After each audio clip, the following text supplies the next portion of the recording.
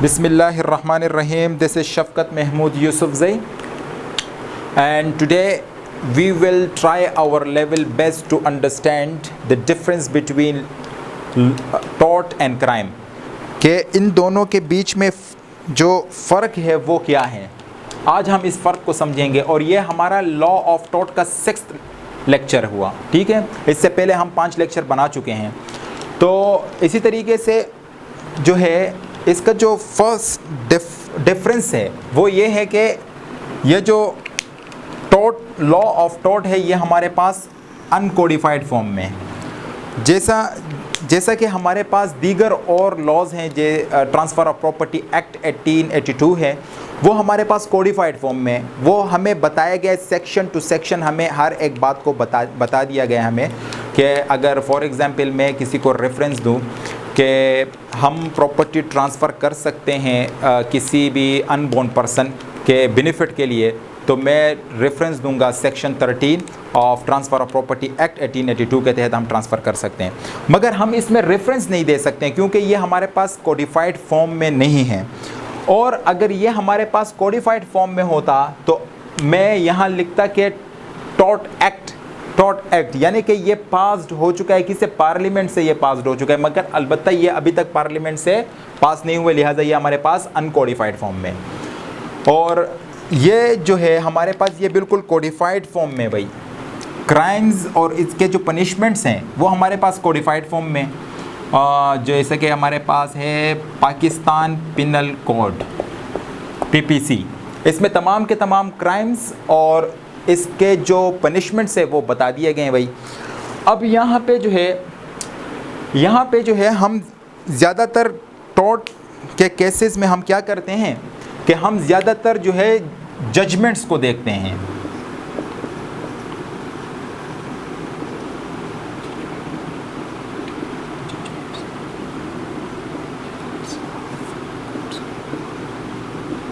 यानी कि टॉर्ट के केसेस में हम जजमेंट्स को देखते हैं। देखें, किसी भी स्टेट के जो है 3 मेन ऑर्गन हैं, ठीक है। एक है हमारे पास legislature, judiciary and executive. Legislature का काम ये है कि वो कानून बनाए और कानून को अमेंड करें, ठीक है। और अगर कोई ऐसा केस है जिस पर कानून जो है वो साइलेंट हो तो उस वक्त जो है हम देखेंगे कि भाई ऐसे केसेस पे जजमेंट्स क्या आई हैं, तो उस वक्त फिर हम क्या करेंगे, जजमेंट को प्रेफर करेंगे। और एक जजमेंट जो होता है वो आने वाले केस के लिए प्रेसिडेंट बन जाता है। अच्छा, दूसरा डिफरेंस ये है कि it is the infringement of private right.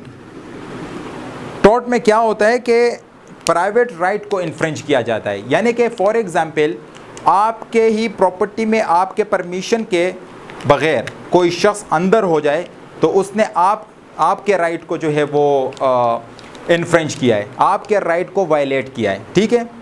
और इसी तरीके से ये जो है ये पब्लिक राइट है भाई, infringement of public right. For example murder जो है, मर्डर, इससे जो है भले एक अगर मर्डर हो जाए या चोरी या डकैती, इससे जो है जो it will definitely suffer the entire society.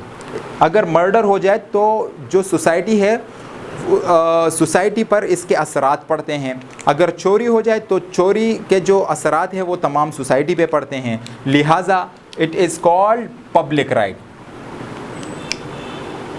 Victim party will bring a civil action against wrong doer.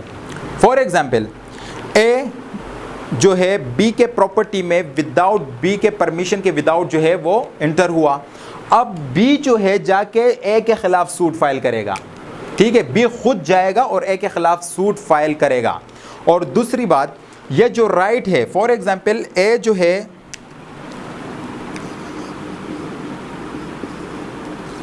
है बी के प्रॉपर्टी में उसके विदाउट परमिशन जो है अंदर हुआ, ठीक है।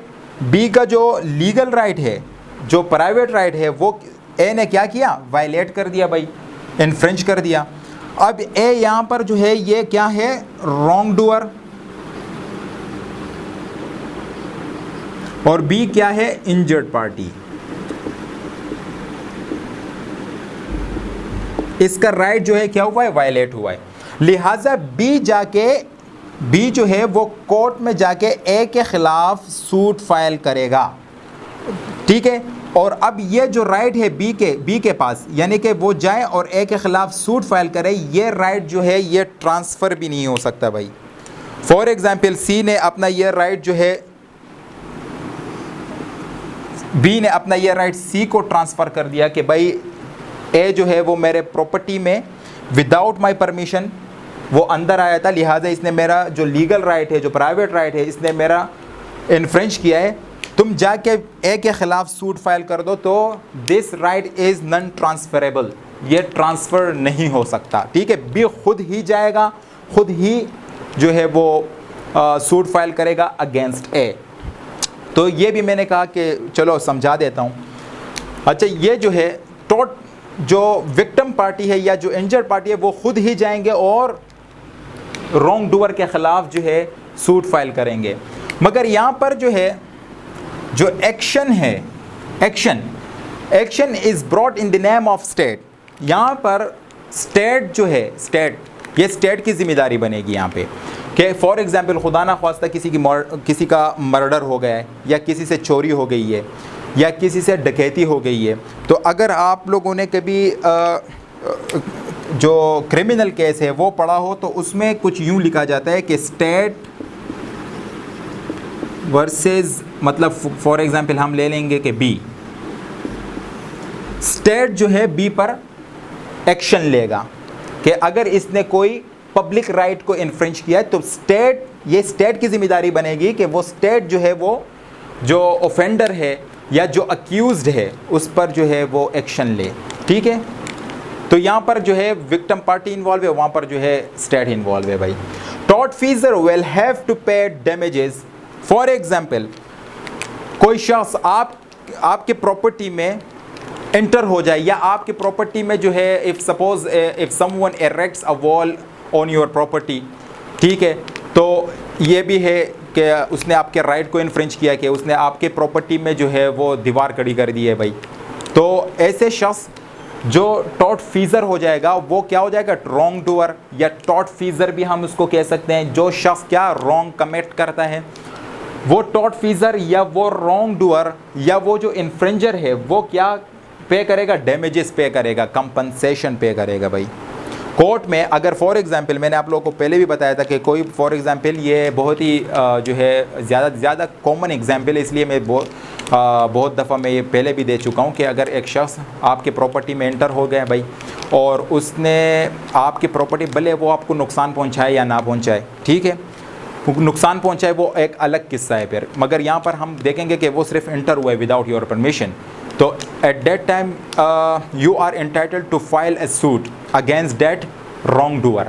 जो बंदा आपके प्रॉपर्टी में विदाउट परमिशन एंटर हुआ, आप जाएं उसके ख़िलाफ़ सूट फाइल करें और बताएं कि ये बंदा जो है ये मेरे प्रॉपर्टी में मेरे परमिशन के बग़ैर जो है ये घुसा, तो लिहाजा वो बंदा जो है वो आपको डैमेजेस पे करेगा। कौन? जो आपके प्रॉपर्टी में अंदर आया था विदाउट योर परमिशन, ठीक है। और यहाँ पर क्या होता है कि दी wrong doer will be punished by the state. For example अगर अक्यूज्ड जो है वो प्रूव हो जाए कि भाई अक्यूज जो है वो ऑफेंडर है, उसी ने वो क्रिमिनल है, वो ऑफेंडर है, तो उस सूरत में जो है स्टेट जो है वो अक्यूज़ या उस क्रिमिनल को, उस ऑफेंडर को जो है सज़ा दे देगी, ठीक है। सज़ा जो भी होगा, अगर उसने मर्डर किया तो सेक्शन 302 के तहत उसको सज़ा दे सकती है, और अगर उसने कुछ ऐसा कुछ चोरी वोरी की है तो उसको भी उसके हिसाब से सज़ा दे दी जाएगी। अब यहाँ पे पहले भी मैंने आपको बताया कि प्राइवेट राइट इन्फ्रिंज होता है, तो इसीलिए इसको कहते हैं private wrong by. Individual right is violated, individual का राइट यहाँ पर वायलेट होता है। और जैसे मैंने आपको बताया कि भाई ये जो है इन्फ्रिंजमेंट ऑफ पब्लिक राइट है, तो हम इसको कहेंगे कि ये पब्लिक रॉन्ग हुआ। Entire society will suffer, murder हो जाए तो इंटायर सोसाइटी विल सफ़र, डकैती हो जाए तो इंटायर सोसाइटी विल सफ़र, ठीक है। जो भी क्राइम है वो जिससे इंटायर सोसाइटी जो है वो सफ़र हो, तो हम कहेंगे कि भाई ये जो है ये क्राइम हुआ। अच्छा, ये जो लास्ट डिफरेंस है ये है कि compensation is awarded to injured party, यानी कि जो कंपनसेशन दिया जाएगा वो दिया जाएगा जिसका राइट वायलेट हुआ है, टॉर्ट में जिसका राइट वायलेट हुआ है उसको दिया जाएगा।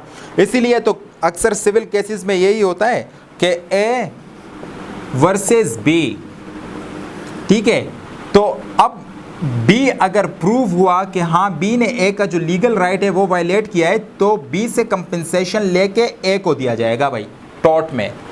और यहाँ पे जैसे मैंने आपको बताया था कि स्टेट इन्वॉल्व होता है यहाँ पे, तो यहाँ पर the amount of fine goes to the government, यानी कि अगर बी यहाँ पर प्रूव हुआ कि बी गिल्टी है, क्रिमिनल है, ऑफेंडर है, तो उस टाइम जो बी पर जो अमाउंट ऑफ फाइन इम्पोज किया जाएगा वो जो है विक्टिम पार्टी को नहीं दिया जाएगा, जिससे इसने जो है डकैती की है या जिससे जो है बी ने मर्डर किया है, उन पार्टी को नहीं दिया जाएगा, बल्कि ये जो अमाउंट ऑफ फाइन है ये डायरेक्ट जाएगा गवर्नमेंट के पास। गवर्नमेंट के पास ये अमाउंट ऑफ फाइन जाएगा। तो ये डिफरेंस है टॉर्ट और क्राइम में, और ये बहुत ही जो है जो मशहूर जो बहुत ही फेमस डिफरेंस है वो मैंने आप लोगों को बता दिया। और भी डिफरेंसेस हो सकते हैं, अगर आप लोग सर्च करें, मेहनत करें, तो और भी इस पे काफ़ी ज़्यादा डिफरेंसेस आ सकती हैं। तो बाय द वे अब तक के लिए मुझे इजाज़त दीजिएगा। अल्लाह हाफिज़।